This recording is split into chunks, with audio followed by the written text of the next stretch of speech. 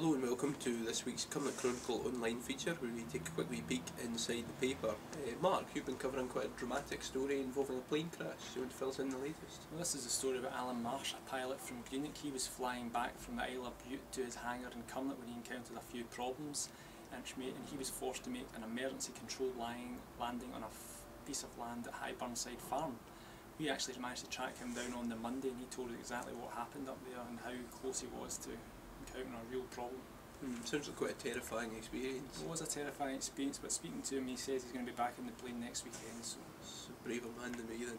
Yeah. Also on the front page this week, you've been talking to a brave teenager who went through a bit of a terrifying ordeal in the bus crash near Kerr. Do you want to fill us in on that?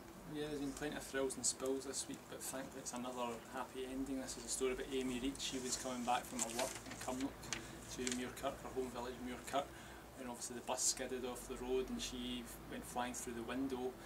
She spent 4 days in hospital, but we managed to speak to her this week. She's recovering, doing well, and it's a good story. She's on the mend. I think so. She'd been the one that called the emergency services. She did actually. That's her first thoughts were for her fellow passengers. That's quite amazing. Yeah. Also inside the paper this week I've been doing a story about Sanker Post Office, which is the oldest post office in the world, but now under threat of being closed because of a row between the post office and Royal Mail. Royal Mail handle the delivery side of the business, and they want to remove their services from the site because of poor working conditions, which they say, at the post office.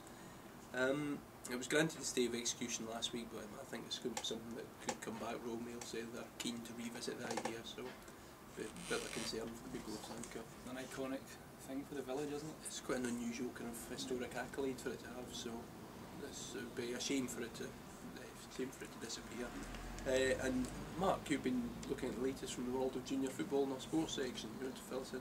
Well, it's exciting times for the local area, a bit of cup fever as Auchinleck Talbot and Cumnock Juniors both into the last 8 of the Emirates Scottish Cup.